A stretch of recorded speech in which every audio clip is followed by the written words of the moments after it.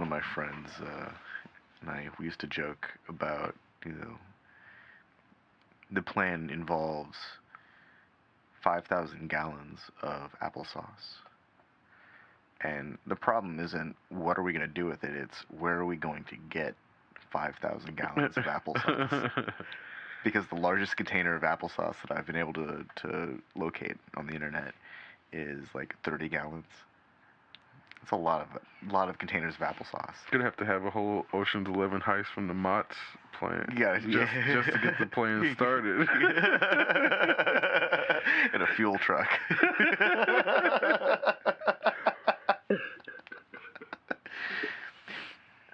I'm glad you said Mott's. Mott's is, probably the best apple juice, applesauce company.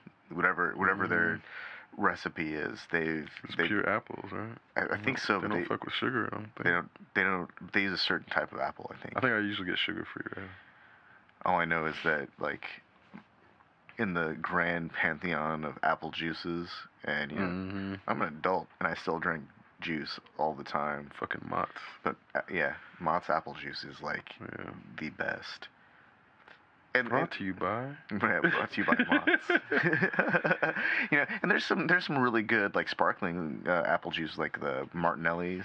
That stuff's delicious. Yeah. But you just can't drink that stuff all the time. You can't. It'll make you real sick. Once a year. Yeah. Once a year. That's enough. But for some reason, like, Mott's apple juice is like, if I'm sick, it makes me feel good. If I'm thirsty, it's like the best. It's good in the middle of the night when you get up and you're thirsty and you walk to the fridge and you're like, I don't know what to drink. You're like, oh, yeah. You can barely see. You're blinded by the light of the refrigerator, but there's that golden thing that's glowing in front of your eyes. Apple juice is great because it doesn't leave such a filmy residue where orange juice does. It also doesn't make you wake up. It doesn't wake me up. Like, orange juice is like, whoa. I've always actually found that orange juice breaks up phlegm. Like, if I'm dehydrated and I'm like I'm in a dusty environment and I haven't I just haven't hocked up a loogie in a while or whatever, orange juice breaks that stuff up really well. I find. I think it's got to be the citric acid component. Must be. Yeah, shit just breaks down my skin. I can't do orange juice very much. It's like a pineapple. Yeah, pineapple too. I love it, but man. Citrus fruits are great, but if you get too much all at once, I feel like it's like something's grabbing me by the stomach from the inside of the stomach. That's a good way to put it. I used to be able to eat anything. Well, I always get low acid orange juice now, and then what I do if I'm on a flight, I'll get half orange, half apple juice, and that cuts down the acidity a lot. I'm like anti-pulp with juices. I feel like the pulp is where a lot of that extra acridity comes from. Like I think that it's possible to make a filtered orange juice that has all the flavor and doesn't have that kind of bitterness to it.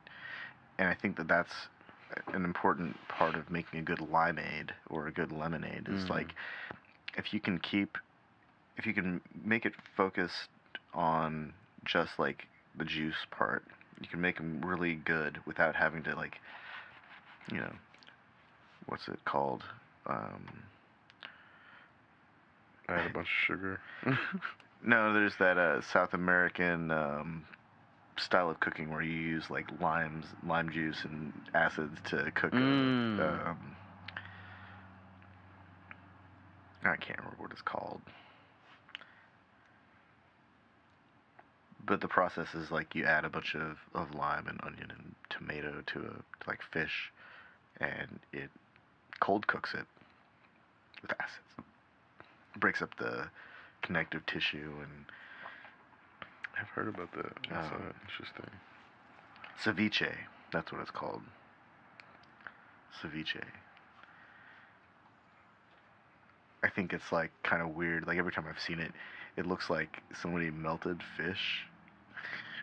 like like if fish was made out of wax and you heat it up just enough to start making it melt a little bit into itself. Like it gets a little clear, kind of like gets extra relaxed, almost limp because connective tissue is disappearing. And Damn. it's not like an enzyme low temperature based type of connective tissue breakdown. Um, it's like dissolved by weak acids. Damn. Well, that's like they had this delicacy in Turkey, which got outlawed. It's called çiğ and what they do is they knead meat for sometimes up to 8 hours, and the heat from the friction is what breaks down the tissue, and I think it's like the endothermic reactions from the heat and the compression over time, but if you don't do it for long enough, you can get E. coli because Yeah. fucking beef. Huh. So they massage it into a edible state. Yeah, and that's cool. I was lucky enough to try it before it got outlawed. It was fucking man. amazing. Like it's kind of like beef tartare. Yeah, I wonder what would happen if you started with a the Kobe beef, the Japanese beef that they massage on the hillsides. Yeah. Well, start with a pre-massaged beef. Yeah. I'm sure that they probably do some shit like that because one of the places in Turkey I went to, the lamb eat thyme their entire life. Whoa, seasoned internally. Yeah, so there's one region, I think it's Bursa. I think that's where it is. It's a specific shop where they originated this one dish, and that's the only dish they serve at this place. And it's been there since the 1850s. They only serve one fucking dish. That's like restaurants in China. We'll go to a trip there, like for a day, and it's like a fucking few-hour trip. And we go just to get that dish, eat it a couple times. Because then, in that city, a few places will have their own version of that dish, but there's the one Iskandar kebab place that's like the original, and they have it in the menus and they have the history. Yeah. It's like that's it's like fucking amazing. Like in China, it's a big ass truck. In China, like a certain dish will be associated with a region, and that region will like point to a really specific city or sometimes even a family that will be like the originator of this dish, and that'll be like the one thing that a restaurant makes.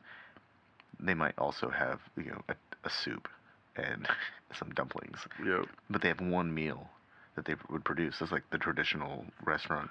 I'm sure that things are like slowly changing, or in cities you can get anything in a city. Because I remember seeing some pretty sophisticated restaurants in the cities, but a lot of the smaller restaurants, there's like, this is their thing. They prepare a fried fish a certain way.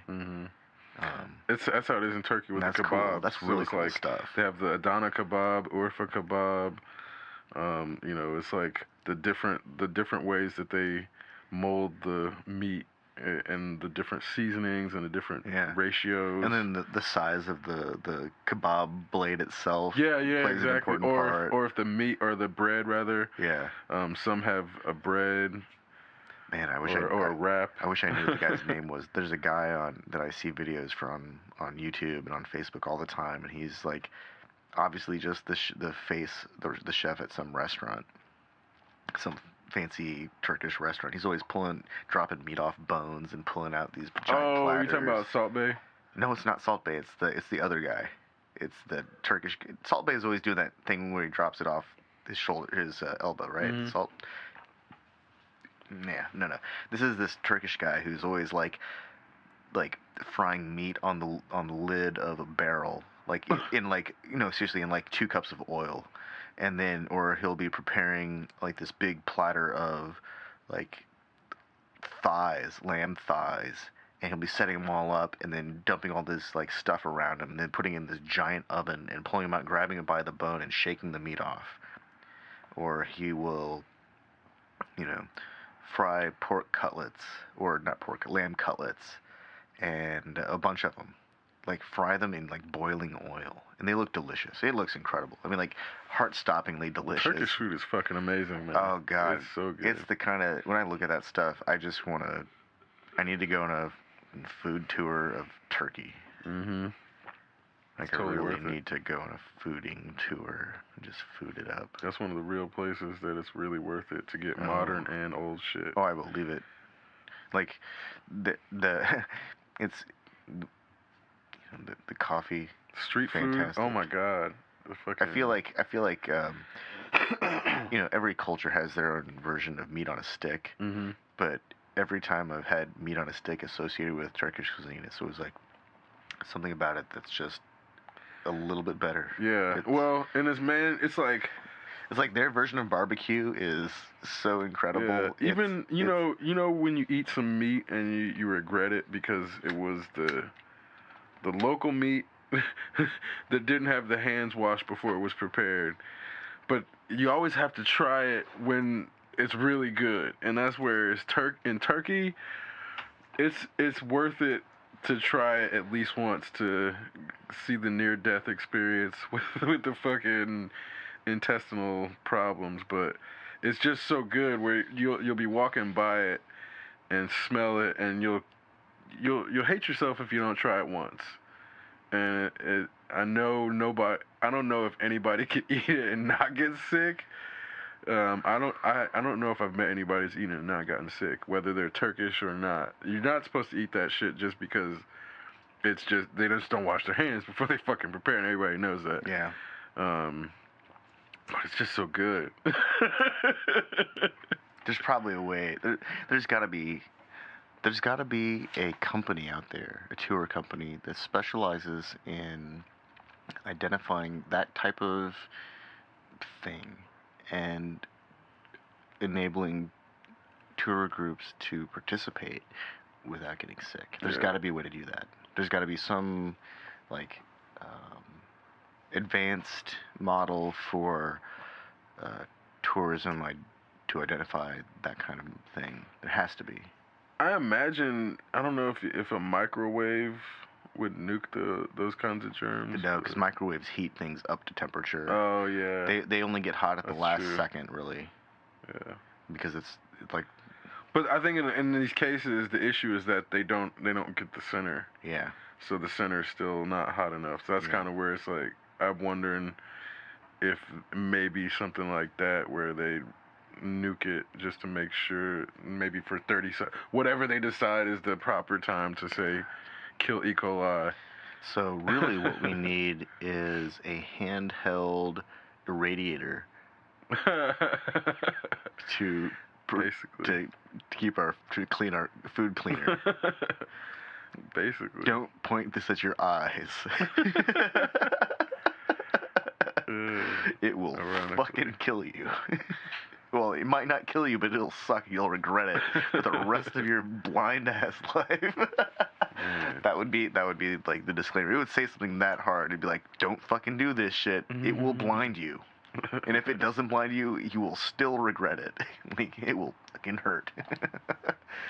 Unapologetically, you've been warned.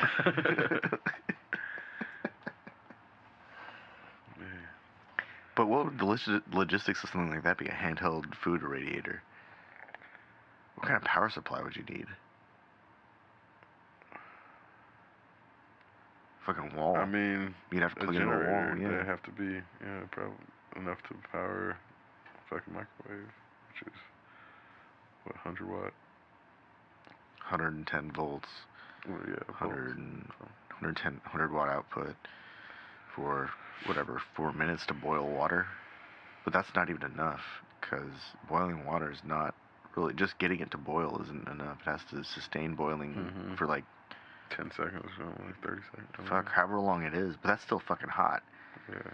So to irradiate, that'd be funny if you have a gun that could fucking like boil a glass of water, a cup of water in like 10 seconds. And then next thing you know, your cup of water is ready to make tea or coffee or noodles or whatever. Molecule exciter. We wouldn't be allowed to travel with that. Oh God, That's no. a fucking Jesus Christ. That's a fucking phaser. Yeah, yeah. Good God. I mean, yeah, it's like a plasma gun, basically. Like, yeah. Holy shit. Oh, it'd be so awesome to be able to travel with something like that.